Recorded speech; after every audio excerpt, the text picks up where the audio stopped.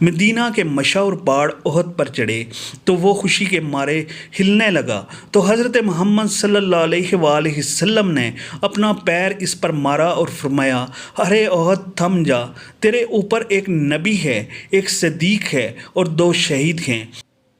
بسم اللہ الرحمن الرحیم۔ حضرت ابو الدرداء رضی اللہ تعالیٰ عنہ سے روایت ہے کہ میرے خلیل و محبوب صلی اللہ علیہ وآلہ وسلم نے وصیت فرمائی ہے کہ اللہ کے ساتھ کبھی کسی چیز کو شریک نہ کرنا، اگرچہ تمہارے ٹکڑے کر دیے جائیں اور تمہیں آگ میں بھون دیا جائے، اور خبردار کبھی جان بوجھ کر نماز نہ چھوڑنا، کیونکہ جس نے قصد نماز چھوڑ دی تو اس کے بارے میں وہ ذمہ داری ختم ہو گئی جو اللہ کی طرف سے اس کے وفادار اور صابہ ایمان بندوں کے لیے ہے،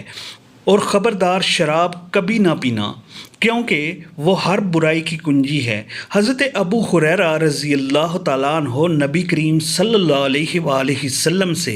روایت کرتے ہیں، آپ صلی اللہ علیہ وآلہ وسلم نے فرمایا کہ 7 آدمی ایسے ہیں جن پر اللہ پاک اپنی رحمت کا سایہ ڈالتا ہے، ان میں سے ایک شخص وہ ہے جو اللہ پاک کا ذکر کرے تو اس کی آنکھوں سے آنسو جاری ہو جائیں۔ حضور صلی اللہ علیہ وآلہ وسلم نے فرمایا، جب تم میں سے کوئی جوتا پہنے تو داہنے پاؤں سے شروع کرے، اور جب نکالے تو بائیں سے شروع کرے۔ ہونا یوں چاہیے کہ داہنا پاؤں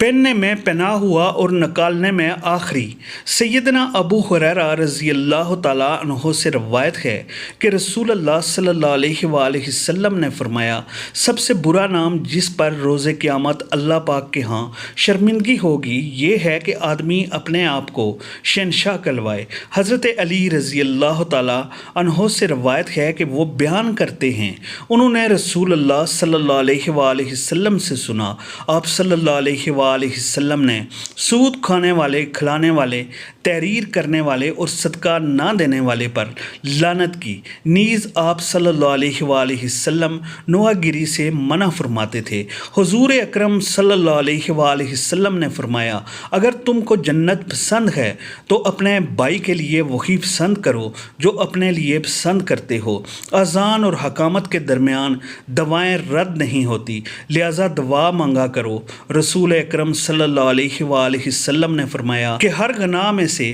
جتنا چاہے اور جب چاہے اللہ پاک معاف کر دیتا ہے، لیکن ماں باپ کی نافرمانی کے گناہ کا مواخذہ دنیا ہی سے شروع ہو جاتا ہے، اسے معاف نہیں کیا جاتا۔ حضرت انس رضی اللہ تعالیٰ عنہ سے روایت ہے کہ ایک دن رسول کریم صلی اللہ علیہ وآلہ وسلم حضرت ابو بکر رضی اللہ تعالیٰ عنہ، حضرت عمر رضی اللہ تعالیٰ عنہ اور حضرت عثمان رضی اللہ تعالیٰ عنہ کے ساتھ مدینہ کے مشہور پہاڑ احد پر چڑھے تو وہ خوشی کے مارے ہلنے لگا، تو حضرت محمد صلی اللہ علیہ وآلہ وسلم نے اپنا پیر اس پر مارا اور فرمایا، ارے احد تھم جا، تیرے اوپر ایک نبی ہے، ایک صدیق ہے اور 2 شہید ہیں۔ حضور اکرم صلی اللہ علیہ وآلہ وسلم کا ارشاد ہے کہ میرے رب نے مجھ پر یہ پیش کیا کہ میرے لیے مکہ کے پہاڑوں کو سونے کا بنا دیا جائے۔ میں نے عرض کیا، اے اللہ، مجھے تو یہ پسند ہے کہ ایک دن پیٹ بھر کر کھاؤں